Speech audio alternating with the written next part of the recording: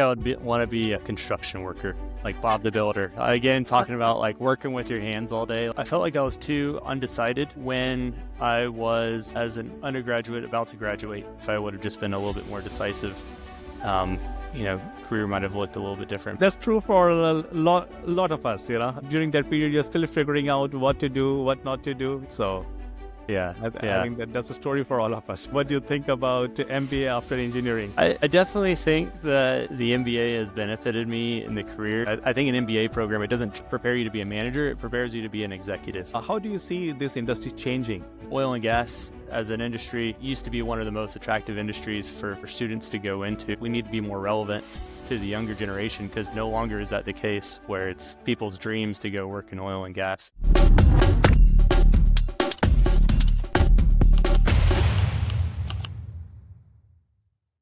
This is the Oil and Gas Breaking Bias show, where we are going to invite industry leaders to talk about their journeys and also technologies of tomorrow, in an effort to break some of the biases that might have formed around this energy industry.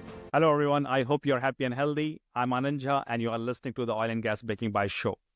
And today I'm excited because I will be joined by Adam Forness, who is a mechanical engineer and currently works as product line manager wellhead at Innovex.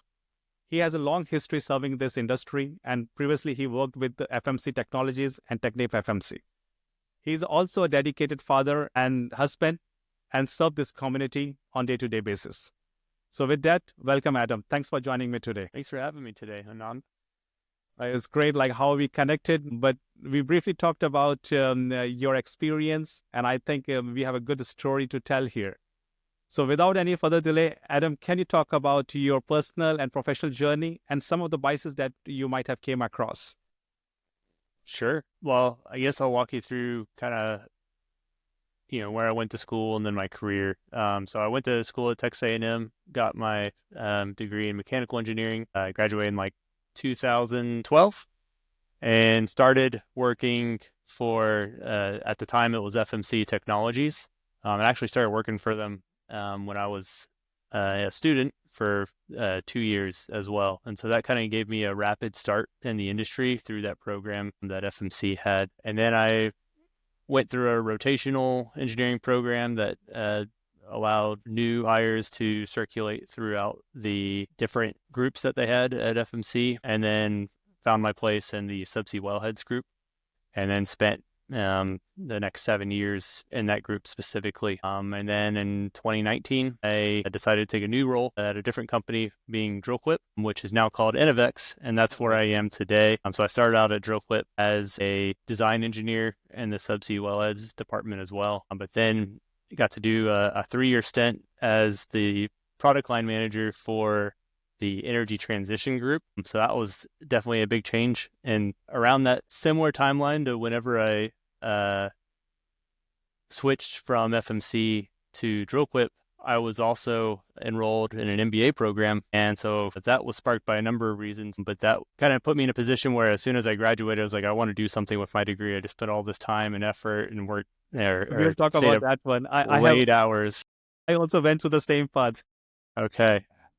So we'll talk more about it, what do you think about MBA after engineering? Yeah, for sure. And so I wanted to be able to show my wife really hey, I'm doing something different. I didn't just put us through all this pain of me working late hours and stuff. I know. Just to stay an engineer forever. So it's a big commitment. So the energy transition gig is what I'll call it. That was kind of like my springboard into doing something outside of engineering, but still being able to use the same skills. I mean, that's where I'm at today is as another product line manager specifically for subsea wellheads. Innovex now. Drillquip and Innovex just went through a merger towards the end of 2024. So it's still brand new for me to call this company Innovex now. So that's You're still getting used to. Wait, yeah, it's taking some getting used to. That's a quick overview of kind of what my journey's been today. And how was the transition? So let's go back, how you came into engineering field first. How did you decide to pursue engineering? So my dad worked in oil and gas, never as an engineer though. He worked for Amoco and then BP for basically his entire career. I was math-minded, and usually that's kind of okay, if you're a STEM-minded kid, you're good at math and science, you should be an engineer or a doctor or something. I started out as a biomedical engineering major, and that was because I wanted to be a doctor. But if you wanted to be a medical doctor, there's no like thing that you major in really. And all the folks that I talked to are like, oh, go major in something else besides like biology or something Yeah, you're right. that you could use as your initial career in case you don't go all the way through. So I started out in biomedical engineering, and I was in the seminar class that they had for the freshmen, and every person, you had people from the industry and biomedical engineering that would talk about what they do. They were all mechanical engineering majors. Okay. And so here I am sitting as a biomedical engineer, and they're all mechanical engineering majors. Then I go to the career fair, and out Okay. of like the 150 companies there, only two were hiring biomedical engineers. And but the one major that everybody was hiring was mechanical engineers. So I switched to mechanical after that, and then Interesting. I ended up loving it. And so that's where I ended up. And also I saw you also worked as an undergraduate researcher. How was that? Like, and how it helped you in career? So my sophomore year, I was just trying to look for if I wanted to go get a master's or something. Okay, what's that going to be like? And they're like, well, you'll probably end up doing research and work for a professor. So I reached out to one of the professors that happened to be looking to hire undergraduate students. And then I ended up applying for and winning a grant that basically worked the same way as an internship, but you got to work as an undergraduate researcher that summer. And I did that. And that was me just kind of toeing the line with, trying to figure out what I wanted to do for the next steps after graduation. Did I want to go get a master's or not? And so that kind of allowed me to get kind of an early start in figuring that out. So one thing, like when you moved from your engineering degree into the work, like the real work when you picked by Technip FMC, that's what we call these days. How was that transition? Like, how was your experience during that transition? Yeah, there's maybe a few ways I can answer that question. At the time of, like I said, I got to work as well while I was a student for FMC, and I did that simultaneously as working as an undergraduate researcher. So I had two jobs. I was getting paid by FMC, and I was getting paid by the school. It's cool. And I got paid more. I got $15 an hour working as a researcher for the school, funny enough. But I enjoyed the practical things that I was getting to do working for FMC, and I was learning lots there. And then time came where I was like, okay, I'm about to graduate, and I kind of had this choice, right? Do I go ahead and just start making money, or do I spend more years in education and go get my degree? And I was very wishy-washy. I think I'm going to jump ahead to maybe one of the things that you said you might ask me of what are my biggest regrets. And my biggest regret, I think, is I was so wishy-washy at that time period. That's true for a lot of us, During that period, you're still figuring out what to do, what not to do. So, Yeah. I think that's a story for all of us. For sure. So I did choose to, stay working with FMC, and that was a pretty easy transition because in terms of like interviews, right? Like Yes, I'd right. already done my interview as an undergraduate student through a career fair, and I had been working for 2 years. So it wasn't a huge transition of me needing to start with a new company. I was familiar with the company, but like my last semester, I proposed to my now wife, and so kicked off another journey of kind of juggling the difference between starting as a new professional, a young professional, and then also getting married, which is probably not common these days for our generation of right out of college or getting married. A lot of people tend to get married a little bit later in life. Probably. It's interesting. I'm going back to that discussion we just started about doing MBA after engineering. I have done myself, and I get this question almost every few months. What do you think about should I pursue MBA or not? Like people reach out to me and to get my feedback. I can share my feedback on this one, but I want to hear yours. I definitely think that the MBA has benefited me in the career. Now, can I say that like what a lot of people will ask, well, what actually benefited you? Was Oh, it the yeah, network? return on investment. Yeah, was it the network? Was it the certificate, the degree that you get at the end, or And was how it much actually money what you and how learned? much money you were able to make out of this, Yeah. For sure, for Yes. sure. And yeah, it was definitely expensive. There's cheaper ones out there, but with Rice University, so it It's was one of the expensive one, yeah. one of the more expensive ones, a private school, that sort of thing. But no, I regrets getting the MBA. I mean, I think that was kind of the way the timing worked out in my career, it was nice to finish that up and be able to do something with it without necessarily going and getting a new job. And honestly, I love engineering, right? But I definitely felt like I needed something to get out from under just being treated as an engineering resource and just another number, another employee in the Just as company. one individual, like in big organization. For sure, for sure. So it gave me a leg up to be able to think differently, speak in terms that managers or executives, I would say. I think an MBA program, it doesn't prepare you to be a manager, it prepares you to be an executive. And also like as a leader, like you see yourself as a leader. For sure. And I could easily relate. So when I was doing MBA, so I did my MBA with the University of Alberta in Canada. And when I was doing, the people were asking me, like, what's your return on investment? Are you going to get bigger job because you are doing this MBA? I said, I don't know. Like, nobody can say, okay, you have done MBA, now you will become this. It's very hard to quantify. But when I look back, MBA gives you different perspective. It gives you confidence. You belong to different league. And if those things comes with it. So it's very hard to quantify return on investment on the money that you're spending. But at the same time, it gives you the confidence that goes forever. That's how I can summarize. So it's good to hear you had a similar experience. Because one of my friend is doing right now MBA with the Rice, and before he kept asking me, "What do you think? What do you think?" I was like, "Go ahead. If you think it's going to change something, then you go ahead with it." Yeah. I think if I were giving anybody advice, it's just kind of try to pick out something that you want to shoot for afterwards, right? It should be a means to the end. Makes sense. And what is your goal to do it? Don't kind of do it just blindly. But I also would say, especially being an engineer, a lot of folks are like, well, should I go get a master's in engineering or a master's? I would say, unless you're doing it right out of school, just to go ahead and get it done. Like the benefits of going back to school after you've been working for a while just to get a master's in engineering probably doesn't pan out. Like there might be certain jobs or positions that you need a master's to go for. I always hear some examples like SpaceX. They would always favor a master's in engineering over a bachelor's or something like that. That might be one case. In general, engineer is engineer. Like that's how they see. For sure. A very interesting journey. So now also you have more than a decade serving this energy industry, like working with the Technip FMC and now with the Innovex. How do you see this industry changing, and what are the challenges that we can come over with whatever resources available to us? I think in two regards. Number one, I think the oil and gas industry at large has changed because of the energy transition and the emphasis on looking for alternative energies. That's played a much bigger role in maybe our culture or our beliefs. And I definitely saw that working as in the energy transition space for the past few years. So that changes things. At the same time, I think oil and gas as an industry used to be one of the most attractive industries for students to go into. Yes. Definitely whenever I was in school. And I've had mentors in the past talk about what do we need to change as an industry. And one thing is we need to be more relevant to the younger generation, because no longer is that the case where it's people's dreams to go work in oil and gas. And so that's definitely a huge change I've seen since me first going through school.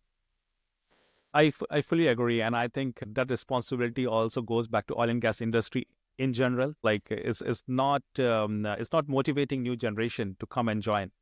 And there is another narrative we talked about. This industry is going down in 5 years. This industry is going down in 10 years. And at the point we are making here, this industry is not going anywhere. It's just transitioning itself into something new.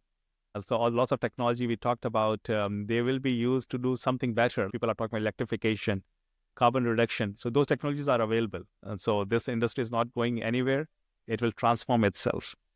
But when you talk about Innovex or your past experience, do you see any changes on that side, like the work you did do on day-to-day basis as a product line manager? Can you talk a little bit more about it? On a day-to-day basis, what's changed? Maybe not so much, right? I mean, we're still, I think these two companies, specifically Drillquip and Innovex, have historically been kind of, oil and gas pure play companies. And there's definitely always a demand for the products and services that we offer.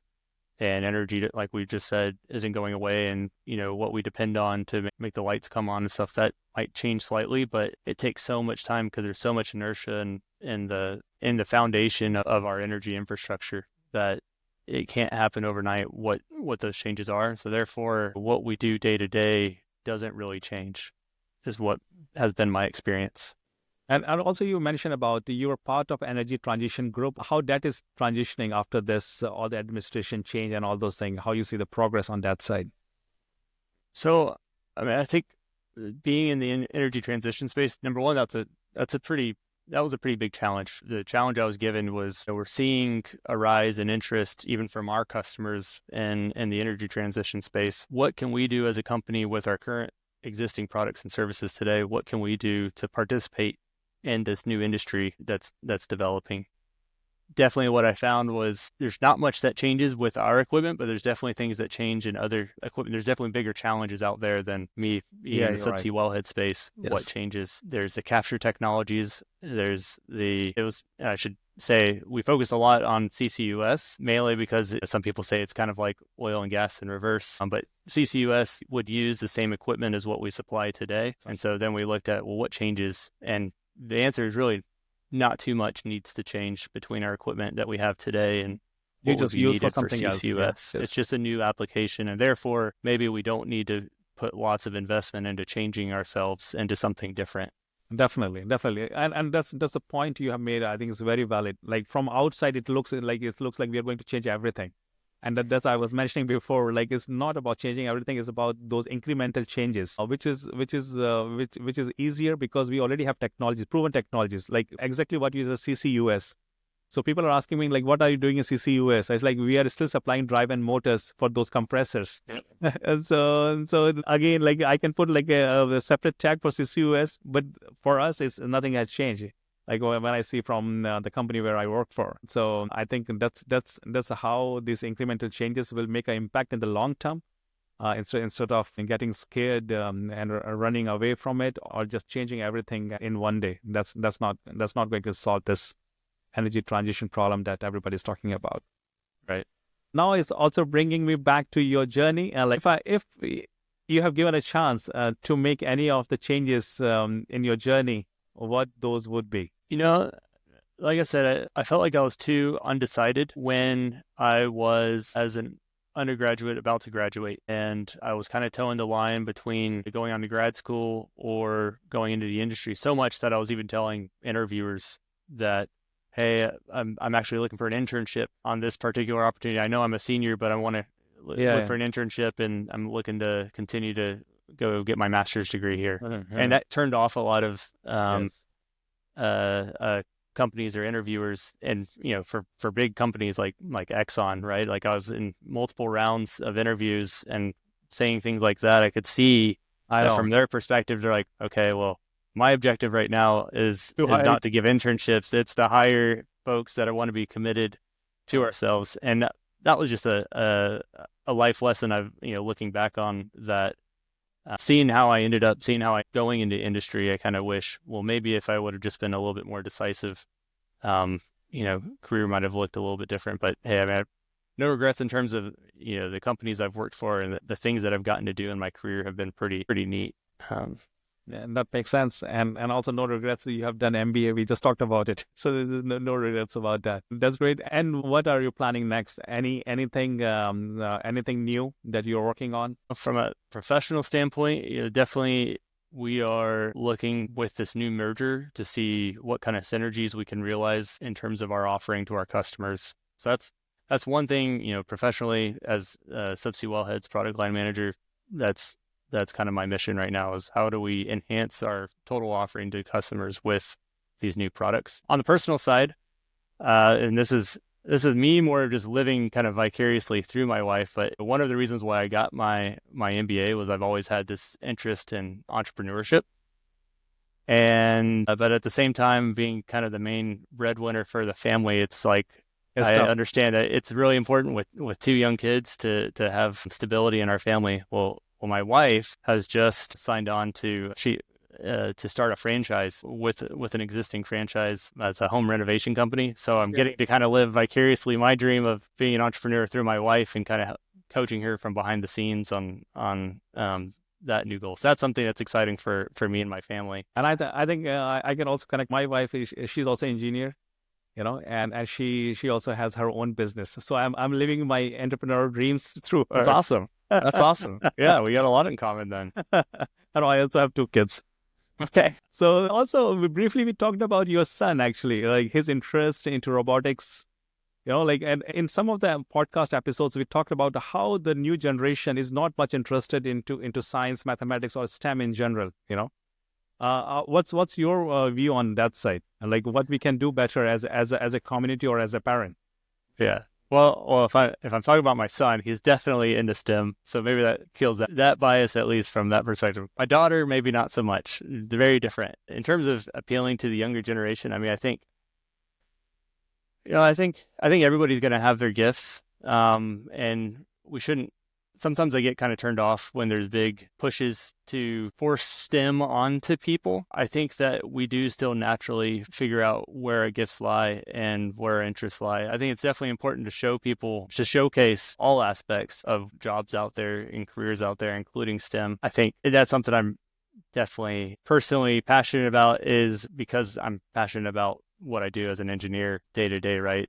I've got to share that hobby, turned it into a hobby with my son. Like you said, like I mentioned before, he does Lego robotics with First Lego League is what it's called. And he gets really excited about that. In terms of other things, though, I mean, I think there's still what I think we really need is well-rounded individuals, right? Because that can communicate just as much as they can do math. And I think that's something that the workforce definitely looks for is well-rounded folks that can speak to all aspects, where it's not just you're so specialized into one category of their education. I agree. I think in some of the previous episodes we talk about like how the knowledge you're gaining within your company. So not just the work that you are doing.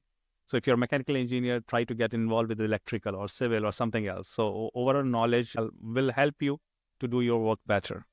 That's right. I mean, if I could throw my other, opinions and 2 cents in, I mean, some things that are, it still seems like our education kind of gears you towards a certain path. I mean, I don't disagree with necessarily the way we learn, but things like that we don't learn as much in school.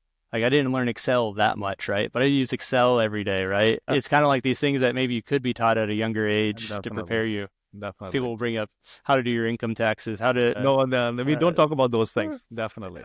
right?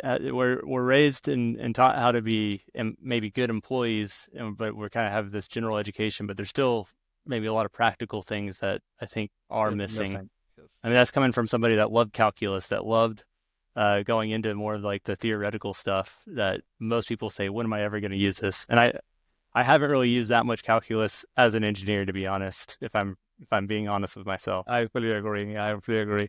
So that brings us to the next point. If somebody it's trying to make it big in this energy industry, like maybe as an individual or as a business, what would be your one key takeaway for them? To make it big in this industry, I think um, to become as immersed as possible into what, if we're talking oil and gas specifically, what operators do. How are we actually extracting hydrocarbons out of the ground? Yeah. I think that's served me well as developing that knowledge, even though the company I work for today isn't in charge of that. We supply equipment. Yes. But what has really benefited me is the closer I can be to the actual operations and the actual processes allows me to empathize with our customers, and therefore we can develop better solutions for them. So any chance people can be in the field and as close as possible to, I think, what is the crux, which is developing and extracting hydrocarbons out of the ground and then finding end-use markets for that. The more you can become knowledgeable about that, the more you can play in any aspect of the industry and add value. Makes sense. So the point I understood, like you are making, like learn about the application itself, because if you learn about the application, then you can connect with the customer and you can serve them better. Correct. Yeah, and that's the mistakes I have seen. Sometimes there are lots of people, they're selling maybe one or two solution to the industry, and they're very much whenever they go into conversation, they quickly jump into their product discussion instead of understanding the application and the requirements of that application. And I think that makes a big difference as a successful individual versus not successful individual. So you can have a really great knowledge on your product, but if you don't understand the application itself, how it fits, the success rates will be lower. For sure. For sure. That sounds like a product manager standpoint too, right? Understand what your value props, understand why it matters to your end customer. But that also bringing like another good point about there are so many roles in the organization, like product manager, sales, or BD, or like some other, or maybe engineering. Not all roles are customer facing. And that's also I've seen there is a disconnect, like what customer is looking for, and what people are developing or trying to develop for the customer. So I think even the roles which are not connected they are not connected to customer on the day-to-day basis, but they should also go and visit those customers so they can have a first-hand information on the expectation and the challenges that they're facing. I think so, and I think that is something that every company should strive for in their culture, is to be customer focused, even if you're not in a customer facing role, because being able to trace what you do in your individual job and how that relates to adding value to the customer helps you be a better employee, even if you don't interact with the customer day to day. Definitely. I think that part is missing somehow, but I think we should develop more and more culture like that, where more people are interacting with the customer. So that also brings us to another good point. So we are going through now rapid fire round. That's a tough All round. right, bring it on. I Challenge know. accepted. So I was going through some question about based on your role and the experience you have. So let's see how you can face those questions. Okay. All right, Are you ready, Adam? I'm ready. Okay, let's see how much you're ready. So first question, how would you explain your job to a 5-year-old? I would say my job is figuring out what people need and delivering upon that need. Okay, and that's a good one. What's the coolest project you have worked on? Still to this day, my favorite project was at FMC, where we were in this kind of like rapid response team. We were 3D printing parts and deploying them offshore, subsea. We were playing with Arduino controllers and sensors, and I'm a mechanical engineer, right? But like it's amazing, what you can learn just on the internet, right? Like I went to school for mechanical engineering, but I'm using things I learned on YouTube to do my job. But it was basically delivering and embedding sensors into dumb iron equipment, as we'd refer to it, just steel equipment, tools and equipment that run subsea, and being able to gather data and then being able to make a bunch of graphs, basically. But that was This is cool. a pretty neat project. It was more like an initiative than I would say a project, but getting to work, and that definitely taught me how to be nimble and design and get to wear a lot of hats. And that's interesting. Do you tinker with things at home or leave engineering at work? Oh my gosh. No, I definitely don't leave engineering at work, given that I've definitely influenced and now my son into robotics. Yeah, that's the thing. Now you have brought your son along with you. No, we do so my wife's business that she started is a home renovation business. We've gotten that started because The natural fit we've there. done a lot of DIY projects and figuring out how things work, figuring out how to make things with our hands. That's been definitely something I've carried on to home. And then that's great. So there's a natural fit.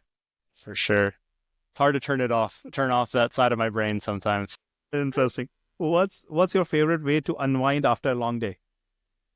So one of my favorite pastimes is whenever we have dinner as a family, maybe over a glass of wine or a glass of whiskey is another thing. So that's kind of what I look forward to at the end of the day, is coming home, seeing my kids, seeing my wife, and getting to have time together. And nothing can beat that feeling. That's sure. great.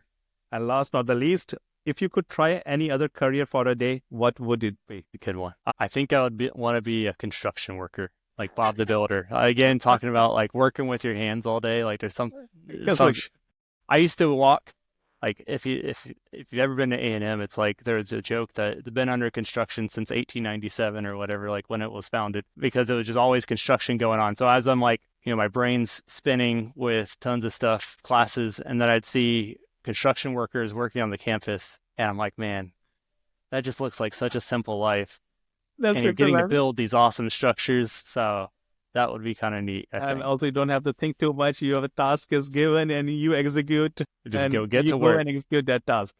Yep, absolutely. That's very interesting. But it tells you cannot switch off your mind. So that's you need something that just keep you going. It's really great. So we're running out of time. But before we go, there's another thing I want to ask you. We talk about the personal biases and all those things, but what one of the bias that still exists in the industry? Well, external to the industry is definitely Yeah, yeah, this. it could be Yeah. external Well, or external looking into our industry, I yes. think is the whole idea of like oil and gas is dirty and that it's this like terrible um thing that we do. I mean, I think, you know, I want to be a good steward of the earth, right? But I also understand just, there's um to make the world work the way it does today, there's very few things that really compete with the value and the benefits you get from oil and gas. We're providing energy to homes, to run towns, and really, if you look at other countries where they are struggling with dependable energy, you want to help them have access to the same dependable energy. Well, the quickest way, the easiest way to do that still today is with what our industry is able to provide. So I think that's a bias we've started to face even more so now than maybe what I once did when I first started.